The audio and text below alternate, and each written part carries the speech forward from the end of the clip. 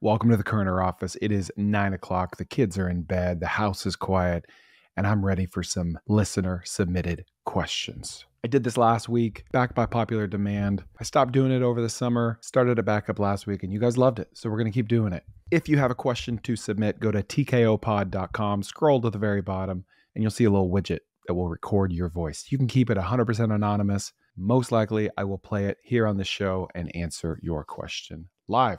So please do that. Let's get into it. I wish I could tell you how many I'm going to answer today, but I don't know. We got to see where this goes because it's not who you know, it's TKO. Okay, that was really dumb, but I also liked it. So, okay, first question from Crystal. Kia ora from New Zealand. I have a question for you about a claw machine concept. What would you do if you had access to a claw machine? And the original idea was to create hype around this machine that had luxury items in it and have it be at different locations and stuff like that. And now I have access to the claw machine and expensive items that could potentially go in it. And it's up to me if I want to do anything at all with it or just fill it with stuffed animals. I have a question of how you would go about even beginning this. I'm in New Zealand, so with certain items, the gambling laws take effect for certain amounts of what things are worth. What would you do? Would you just stuff it with stuff and talk to people and get it in just a store to get revenue going? Or do you think this idea of sort of creating this luxury hype situation, maybe for the younger kids, maybe Fortnite cards, Rolex, Pokemon, I have access to be able to put those things in the claw machine, and it has a pretty funky name. It's pretty cool. What would you do? How do I start? Crystal, I love your question. I love you. There's a reason I put this question first because it's cool. It's unique.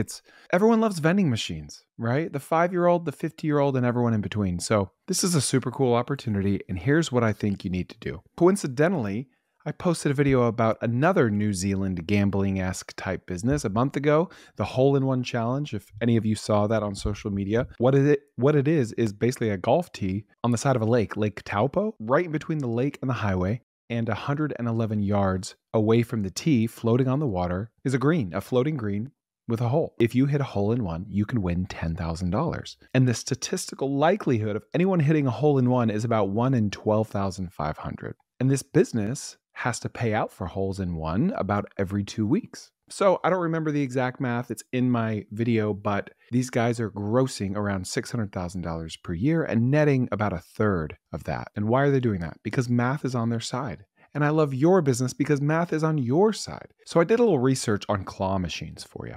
And did you know that most modern claw machines are programmed to only provide a strong grip after 10 to 15 plays? Isn't that interesting?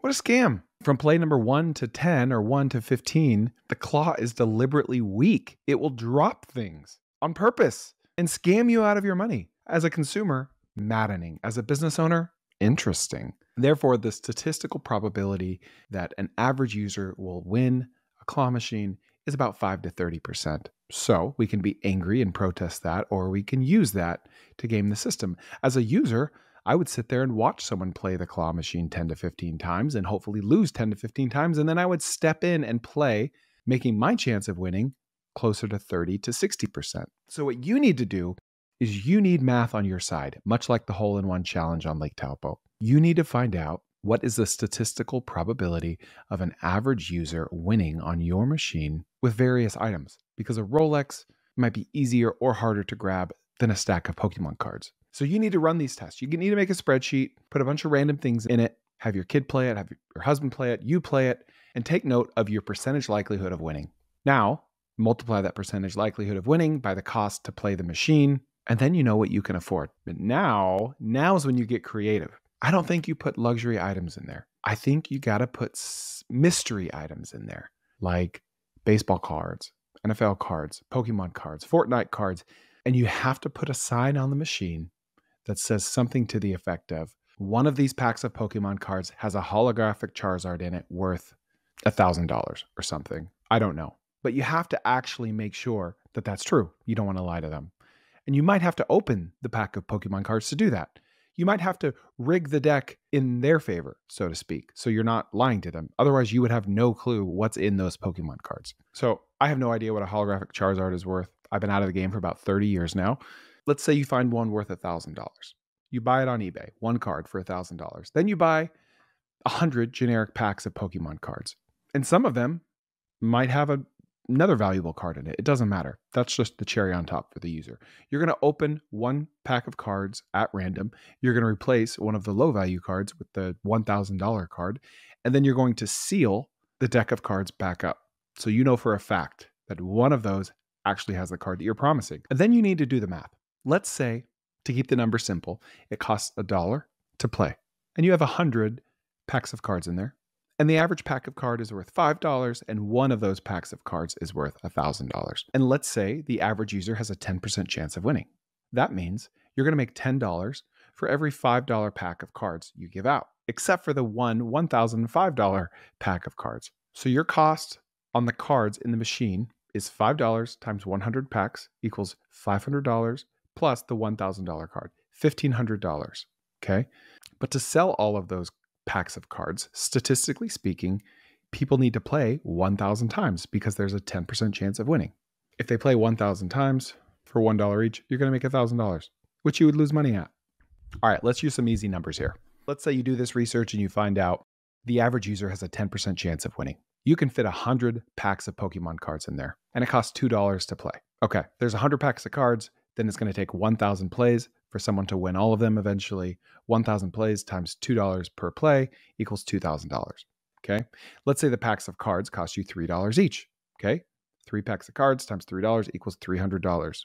So before we factor in the $1,000 holographic Charizard, you're looking at making $2,000 in revenue, over $300 in cost. But you still have the $1,000 holographic Charizard, so it's $2,000 in revenue, over $1,300 of cost. Pretty good profit. It's about 40%, give or take. And any user, if they win, has a 1% chance of winning the holographic card. So I'm just spitballing here, but I really think you got to make the items in the machine mystery items. So they don't really know what they're getting, but they know what they could get if they win. And to get even more creative, I would put some sort of a sensor, a motion sensor on the vending machine or on the claw machine that sends out a noise every time someone walks by it, like win a $1,000 holographic Charizard card. You want to catch their attention. And you know what? This might not be the offer. That might not be what kids care about. So you got to test a bunch of stuff. Swap out the inventory every week or every month and see what really resonates with the kids. It also depends on what type of venue your machine is. Is it going to be teenagers playing it, kids playing it, adults playing it, millennials? So what do I always say? Test everything except drugs. You got to buy a bunch of different things. You got to test the machine, find out how much math is on your side, and try different items. Next question. Man, now I want to go buy a claw machine and try that myself. Okay, Robert, let's see what he has to say. Hey there, love your content, love your stuff. See you need questions, be quick and ask the question. How do you keep it on? I know you've had 72 businesses and some succeed, some fail later. How do you come back from that fear of failing and how do you get back on the horse and how do you stay innovating and feeling fresh and wanting to actually do this stuff? I guess a little history, brief history is I had a small freelance visual effects studio business that I did all the visual effects, movies, TV shows, commercials, worked on big names, worked on Netflix, HBO. My niche was a very high-end part of in the pipeline after they filmed it.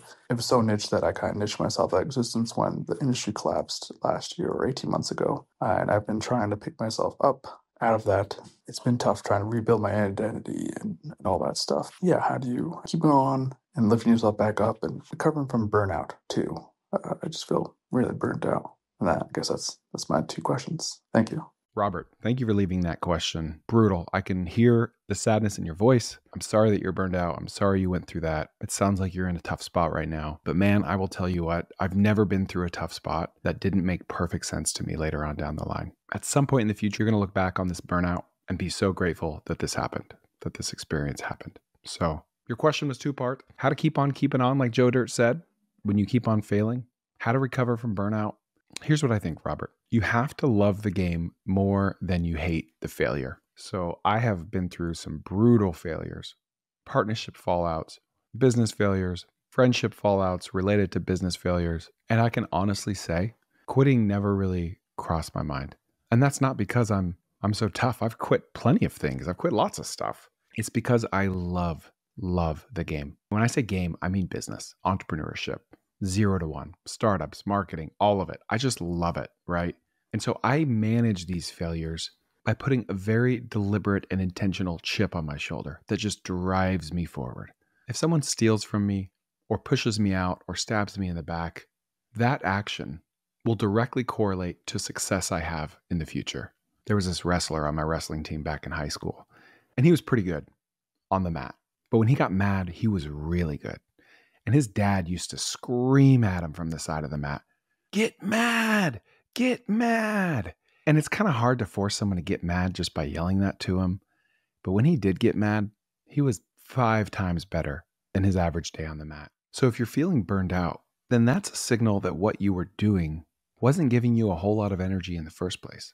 Work is an interesting thing because it's work. It's called work. I sit down at this chair every single day for 9 to 12 hours. Same chair. And it's work, and it's intellectually stimulating, and it makes me tired, which is kind of weird. Weird in the way that chess players can burn 6,000 calories a day just sitting there playing chess because the brain uses a lot of energy. But it doesn't feel like work. But it still is work at the same time. I'm saying two opposite things that are both true. I need a break from work, even though I enjoy it. But I know that I will be doing this forever because it's addicting and I love it.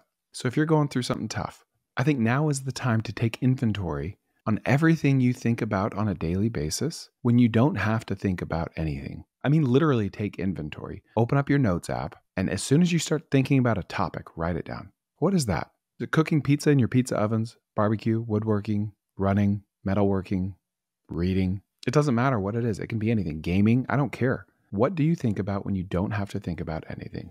I talked about this a week ago in my Q&A episode. You've got the follow your passion camp, and then you've got the suck it up and do what you have to do camp.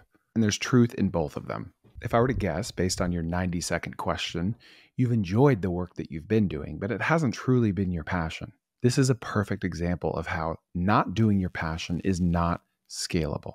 So if your passion is something specific, like woodworking, then you got to find out a way to make money on that. But most likely you have 5 to 10 different passions. So pick the 2 or 3 that you're most likely to be able to make money on, whether by starting a business in that field or by getting a job in that field or by doing it in the evenings while you have a job that you don't really love. If you love business, if you truly love business, then you got a million options at your disposal. Then you just pick any business, which is why you're probably listening to my podcast in the first place.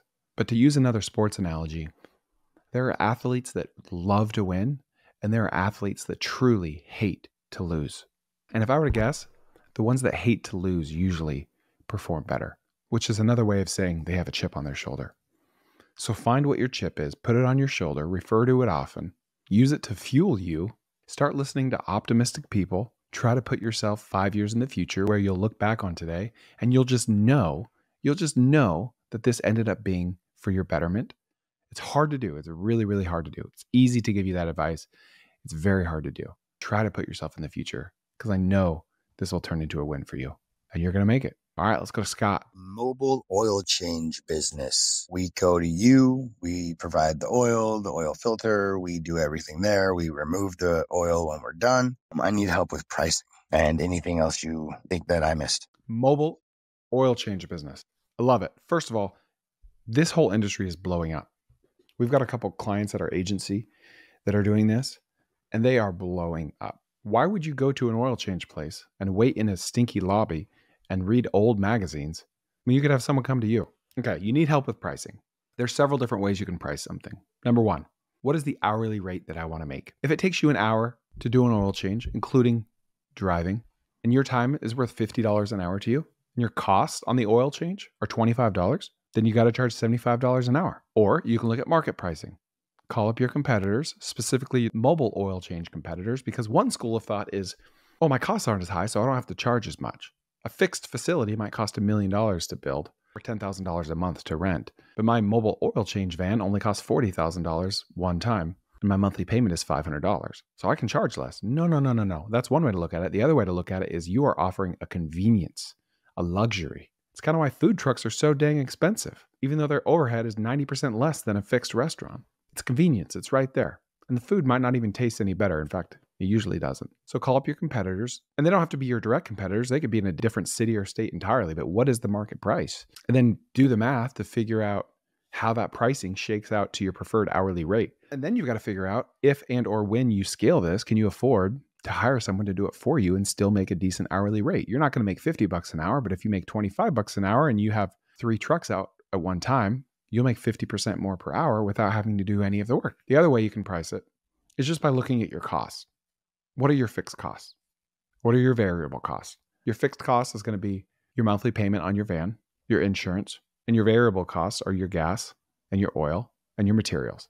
That's how you price it. And here's a hot tip for you. Facebook groups. I know I talk about Facebook groups a lot, but I know for a fact, I have proven evidence that mobile oil change and or mobile brake repair and replacement, mobile mechanics do really, really well in local Facebook groups. That's not a theory. I know that firsthand. All right, let's go to Rehan. All right, if you are watching this clip right now, you are watching this on YouTube. And if you are a fan of podcasts, please check out my podcast while you're at it, because sometimes I have podcasts that aren't on YouTube and sometimes I have YouTubes that aren't on podcasts. So check out the Kerner Office on any podcast platform, or you can go to tkopod.com. Also, my newsletter, we'll throw that in there. There are no ads. It's weekly. It's different content than my podcast and YouTube. Newsletter.chrisjkerner.com. You'll see the link, and we'll see you there. Hey, Chris, my name is Rehan. I'm from Toronto, Canada. So I come from a background in IT, more than 10 years of experience. Recently laid off I have about 20,000 Canadian dollars that I'm looking to invest in the perfume vending business. Now I have a family with 3 young kids, a wife and myself, and I have about 3 months of living expenses. Do you think it's worth it to kind of explore the perfume vending business or try something else? By the way, I have a meeting with the perfume vending folks, the link that you have on in one of your YouTube videos. So what do you suggest? Okay, great question. You have 20,000 Canadian dollars saved up, which is about 17,000 US dollars. You have 3 months of runway. You want to start a business, and you're wondering if you should buy a perfume vending machine from us to start this business. Well, I'm the most biased person you could ask. Never ask a barber if you need a haircut. Never ask a real estate agent if it's a good time to buy or sell a house. But do ask Chris Kerner if it's a good idea to buy a perfume vending machine from Chris Kerner, because he'll tell you the truth. And frankly, he's not so good at sales anyway. Okay. So sorry, Terrell. I know you're the one that spoke to him over the phone. I don't know what you said. I don't know how the call went, but if you had your sales call with me, I would tell you not to buy a perfume vending machine from us. And here's why. $20,000 savings is not a ton. If you had a full-time job and $20,000 to invest in a business, I would say, yeah, this could be a good fit, provided you do your research beforehand, before buying it, which ironically is the hardest part about selling these machines, because I go on social media and I preach, do your research, do your research, do your research about buying a perfume vending machine, which that equals friction to people actually buying one. They start doing their research, they flame out, they lose interest, they move on to something else, they never buy, right? Which is why the sales cycle is so long and the funnel is so narrow at the bottom to selling these things. So I'm kind of hurting myself there, but it's okay because I want to be honest. I do think this is a great business for the right person in the right market, but I would not spend your last $20,000 or a quarter of your last $20,000 on a perfume vending machine, because it's too risky if that's all you have and you don't have any other income coming in. It's too high of a percentage of your savings, and it's going to take too long to ramp it up. That machine will probably do $500 to $1,000 the first month, call it $700 to $1,200 the next month. So you're looking at 3-4 months before you get your money back out of it. And then you're looking at a profit of, $1,000 to $2,000 a month. After that point, that's not enough to live on, especially in Canada. So if I were you, I would focus on getting a job that can pay the bills and then build a service business of some sort, either online or in person, during the nights and weekends, until that service business can make enough money to support your job.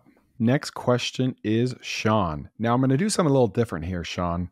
This show is an interesting format because a lot of the people listening are like me, and they're marketers and they're salesmen, and they want an audience and they're trying to sell something. And Sean was very clever to drop the URL of his business in his question because his business would be the perfect fit for the people listening to this podcast. And so he wanted a free ad. Sean, I see you, I respect you, but I'm not going to play your question, but I'm still going to answer your question. Here's what Sean's question was. So there is a popular website that acts as an accountability partner for people to meet their health and fitness goals.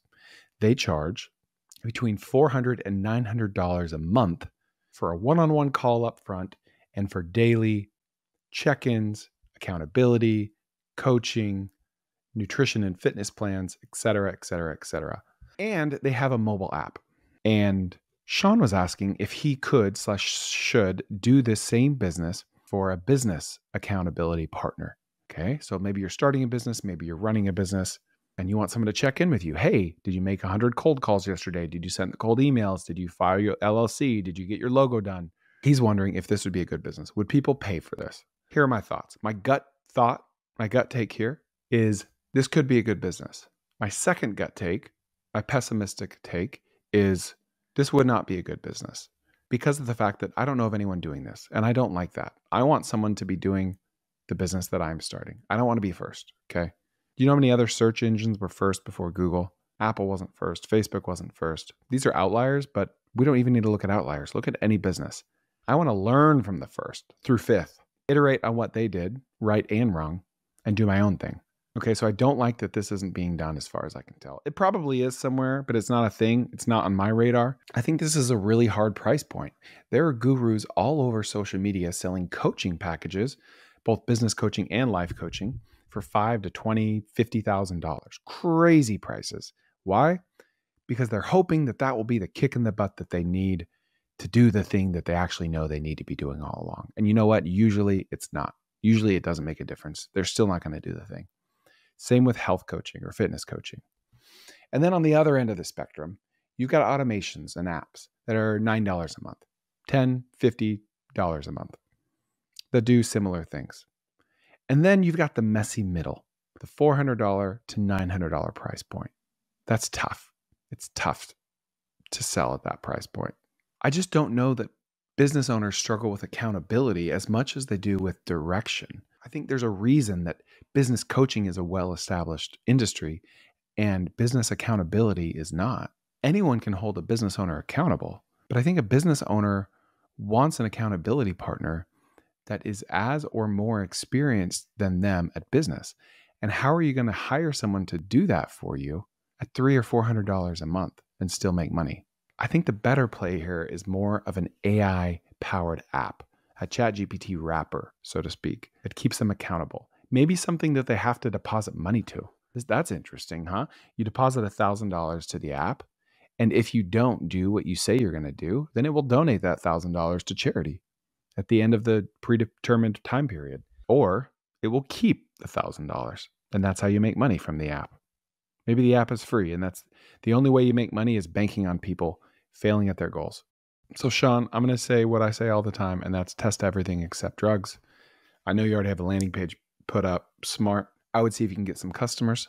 How long does it take before they churn? You got to learn these things. But if I were you and I was excited about this idea and interested in it, you better freaking believe that I would launch it. I would test it because that's what I do. Next question from Jack. Hey, Chris, love your stuff. My name's Jack. I'm in Austin, Texas. I really want to start something, build my own business. I came across your newsletter in December of last year regarding the Klaviyo opportunity, about learning Klaviyo, charging monthly retainers to help optimize that for businesses, help them make more money. I was curious if you still think this is a solid opportunity. I'm super interested in it. I'm currently in sales right now and marketing and whatnot. So this caught my attention. I'm wondering if this may be too saturated right now, if there may be too many agencies already doing this, or if you still think there's enough of an opportunity to pursue something like this. So would love to hear your thoughts and appreciate all you're doing. Thanks. Jack, I love your question. So he is referring to a newsletter I wrote 1 year ago, almost exactly. It was December 8th, 2023. If you go to newsletter.chrisjkerner.com and go to the very last page, find it, December 8th. It was one of my highest rated newsletters. It's called Your Exact Path to 20K per month in 3 months. It's about starting an email marketing agency, specifically one built on Klaviyo, which is a publicly traded email marketing company basically built around Shopify. So if you have a Shopify store and you want to set up all kinds of email marketing automations, you're probably going to use Klaviyo. There's another one called SendLane. There's a couple others that are specifically e-commerce based. Klaviyo does a really, really good job. I log in every single day.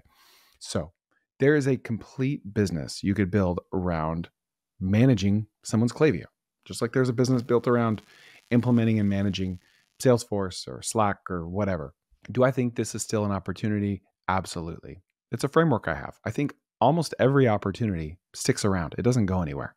Okay. It's only been a year. Shopify is doing great. E-commerce is doing great. But you can't go about this the traditional way. You're going to have to do this for free. You're going to have to join some Facebook groups with e-commerce store owners. There's a lot of them in there. And, well, let me back up. Before you ever do that, you got to learn Klaviyo. You can start like a dummy account for free because it is pretty expensive software. Go in the dummy account and just start learning how to use flows. There's two types of core features within Klaviyo. You got flows and you've got campaigns. A flow is an automation. For instance, if someone visits my website, they subscribe to my newsletter, but they never buy anything, then they would go into a flow where you follow up with them periodically until they buy. A campaign is just sending a one-off email to a list or a segment. This is really, really fun software to use. Okay. If you like marketing, email, e-commerce, it's really fun. It's very intuitive. It's not that difficult to learn. You'll enjoy it, but you need a test dummy, right? So go find a friend that has an e-commerce store. I'm sure you have one. Do it for free with him or her. Install Klaviyo on their site. Watch all the tutorials. There's a zillion videos out there on how to use it and start actually moving the needle. Klaviyo will show you exactly how much revenue you're generating through Klaviyo. Use your friend to get a case study. Okay, then use your case study to go to strangers through Facebook groups that own Shopify stores. Preferably, you're already finding people that are already using Klaviyo because it's much harder to convince someone to use it than it is to find someone already using it but not fully taking advantage of it, which I would bet you 80+% of Klaviyo users are only scratching the surface on its capabilities. So after your friend lets you have a stab at it, ask a couple strangers to do the same, do it for a month, show them proof that you made them more money, then ask if you can start charging $500 a month, $200 a month, whatever it takes. Do it for a couple more months, raise your prices, ask for referrals, use those case studies on your website to keep doing the same thing. I promise if you're doing a good job, which you will be, you'll get natural referrals. And that's the best kind of business. But if you really want to get creative, you can go to Built With. You can scrape a list of all Shopify stores, stuff that I've talked about a million times. This is a solid opportunity. But it's going to be hard if you just start cold emailing Shopify Plus stores because they get emails from people like you all the time. So you got to go fish where others are not fishing, like Facebook groups. Okay, one last question from Anonymous. I like this question. Hey, fangirl here. I want to say, love ya. My husband and I are really interested in the biking juicing thing. And we even found a $14,000 camper, which has room on the back for bikes. We live in a super, super rural area. So our idea would be to go to the different festivals that they have in our areas to capitalize on where people actually are. The question is, what do I do next? How do I even figure out what the licensing is to do this kind of business? Thanks. Hey, I'm so happy to answer your question because you sound so nice. And thank you for being a fangirl. And I love you too. Okay. All right. For anyone that isn't familiar, I posted a reel a month or two ago about this concept in Dubai that I thought was amazing. Picture like a 20-foot shipping container, kiosk, food trucks type situation. And out front of it were parked about 3 stationary bikes. And situated on the handlebars right in front of your face is a blender. Okay. And the blender is attached to the chain on the bike. So you pedal the bike, you put fresh fruit in the blender, and you blend your own smoothie with your bike, with your own energy. Okay. And this is just such a perfect business because the business owner is saving on labor costs. Sure, they still need someone to put the fruit in the blender. They still need someone to accept your payment. But generally speaking, there should be 2 people in that trailer, 1 collecting payment, 1 making the smoothie. But now they only need 1. Okay. So your labor cost is cut in half. But on top of that, you can charge even more. Okay. You get to have your cake and you get to eat it too. It's brilliant because you're charging for the experience. And then, you know what? We're going to have our cake. We're going to eat it too. And then we're going to eat some more cake because this is a visual business. People will post videos on Instagram of your bike, hopefully with your logo all over it, which is going to bring more people to your bike. Okay. So Anonymous, I wish I knew your name. The trailer's cool. I like the trailer concept, but don't even go there yet. You need to start at farmers markets. You live in a rural area. I don't care where you are. There's going to be a farmer's market on a Saturday morning somewhere within an hour of you. Okay. It generally costs between $50 and $250 to post up with a 10 by 10 tent at a farmer's market. How do I know? because there's a farmer's market 1 mile away from me, and my wife goes there every other Saturday. She actually doesn't have to pay anything because we're residents of the city that puts on the farmer's market. But this is a great place to make $1 million? No. To get direct feedback face to face from your ideal customer base.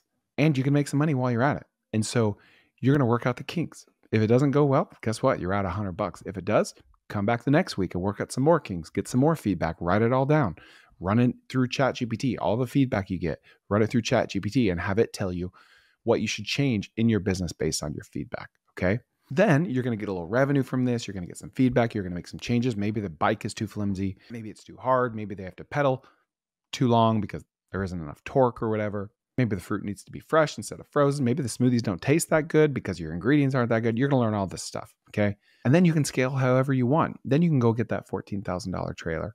You can go to festivals. Then you get even more feedback from a completely different customer base. And then you can post up where food trucks go. That's like the second or third tier of your business. And if it continues to go well, then you can open a fixed location somewhere, hopefully, that would support your bike smoothie business. But I love that you're trying this. I hope you go through with it. And if you do, I want to hear about how it goes. Thank you all for listening to the Kerner Office. Please share with a friend, tkopod.com. Just send them there, tkopod.com. And we'll do this Q&A segment again here very soon.